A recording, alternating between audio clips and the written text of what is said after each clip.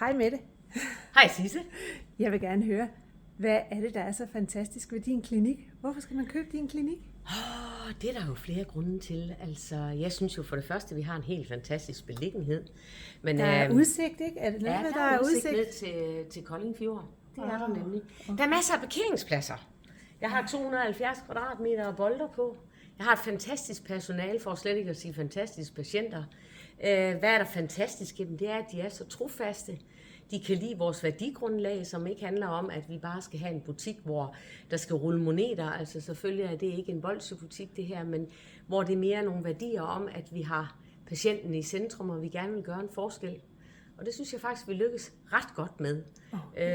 Mit personale har jeg selv uddannet, så de har været her i snart 20 og 13 år, og jeg har en vanvittig dygtig tandplejer, som bestemt også har lyst til at blive her og kan se alle værdierne, sågar har udtrykt det her, det er hendes drømmejob.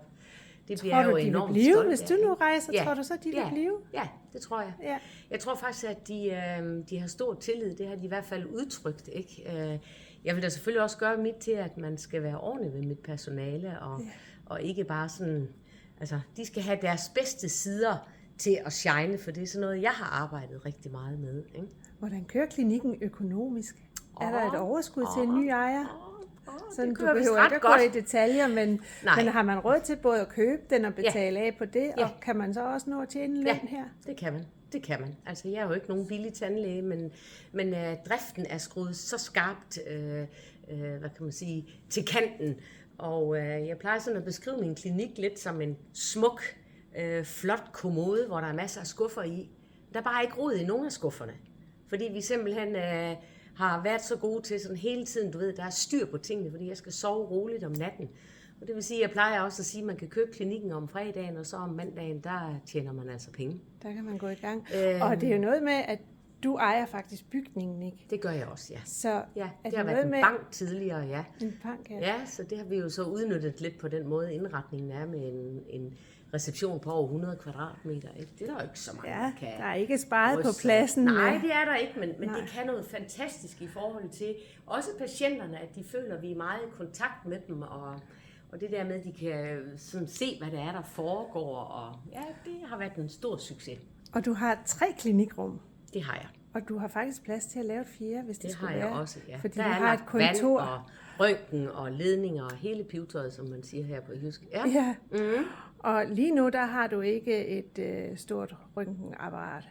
Nej, jeg har ikke et OTP, men altså, jeg har jo kunnet klare mig i rigtig, rigtig mange år, ikke også på den konto her. Ikke? Men der er faktisk mulighed for at etablere det. Ja. Der er en mellemgang med brandsikre døre, og der kunne laves til et OTP-rum, hvis man skulle ønske sig det. Uden tvivl. Ja. Jamen, det er jo en fantastisk smuk klinik. Ja, måske lidt anderledes. Det er i hvert fald, hvad repræsentanter og patienter og mange andre siger, fordi vi har haft for øje netop at gøre det lidt anderledes, og måske heller ikke sådan... Der er stadigvæk sterilt, jeg har været ISO-certificeret, vi kører stadig procedurerne, men det handler lidt om, og hvis man godt kan lide at arbejde med folk, som er nervøse og bange, så skal man skabe et miljø, der sådan indbyder til, at man næsten føler sig hjemme, og det hører vi også tit, at folk de siger.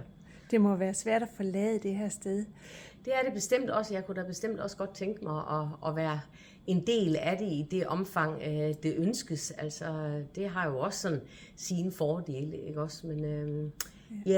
Men alting har jo en slutning på et tidspunkt. Jeg er da heldigvis rask og god energi og har en masse, jeg vil give videre i forhold til det velvidende, at en kommende køber jo altså også skal skabe sit eget. Og det er jeg slet ikke i tvivl om, at i det her område her, hvor vi ligger så tæt på Fredericia, og som er i vækst uden lige, at der sker der altså rigtig mange ting, ikke? Så på den måde er der åbne muligheder. Jeg ligger jo lige mellem Kolding og Fredericia, altså faktisk virkelig. Meget tæt på motorvejen. Og 2 minutter fra motorvejen, ikke? Så det er nemt at komme hertil, og det der med, der altid er parkeringspladser. Du er faktisk meget fleksibel i forhold til, du vil gerne blive og hjælpe nogen i gang, og være her nogle dage om ugen, hvis der er nogen, der har brug for at lige have dig her en periode, men du er også villig til at give nøglerne og sige tak for denne gang. Selvfølgelig. Hvis der er nogen, der vil starte selv. Sådan er det. Altså jeg er i det hele taget, en af mine værdier er meget sådan, jeg tænker i muligheder, ikke? Så jeg er ikke så firkantet. Og det samme egentlig, for lige at vende tilbage til det her med, at det er dig, der ejer bygningen. Du er faktisk villig til både at leje den ud, hvis det er det, man ønsker sig. Men forkøbsret for eksempel, eller at man har lyst til at købe det. Ikke også? Man kan få det, som man vil have det, og i den takt, man har mulighed for at gøre det, måske også økonomisk. Ja, lige præcis. Ja. Det er jo faktisk ret fantastisk. Ja. Er der et stort ophav her? Er der nogen konkurrenter lige i nærheden? Nej, altså vi skal ind til Fredericia eller Kolding. Ja, hvor langt er det væk? 11 kilometer. 11 kilometer, ja. Men altså, jeg har mange patienter fra Fredericia, og noget nyere, der sådan er ved at komme lidt, det er, at vi har jo et boligområde tættere på her, der hedder Nørrebjerg, der kun ligger 3 kilometer herfra. Og der er der heldigvis flere og flere, der ser det her med, at de ikke skal til at ned i Kolding by, hvor man kan sige, jamen der kan det være sværere at finde parkeringspladser osv., at de alligevel sådan kan se fordelen af, at gud, det er jo meget nemmere at køre hertil. Vi er i hvert fald begyndt at få langt flere patienter derfra, ikke også? Der er jo et kæmpe potentiale der, altså jeg tror, der er over 1000 husstande, ikke? Så der kunne man nok også gøre noget mere i forhold til med at markedsføre sig. Har du gjort meget, eller? Altså, det har jo været rigeligt for mig, fordi jeg har været ene tandlæge i rigtig, rigtig mange år. Jeg mener bare, at der er potentiale til, at man faktisk godt kunne få endnu flere patienter, hvis man gjorde lidt mere. Ja, uden tvivl. Altså, det er jo igen det, jeg havde omvendt heller ikke lyst til, du ved, at klinikken skulle blive så stor, at man havde en masse ansatte, og i de her tider er det måske også svært at rekruttere dem, ikke også?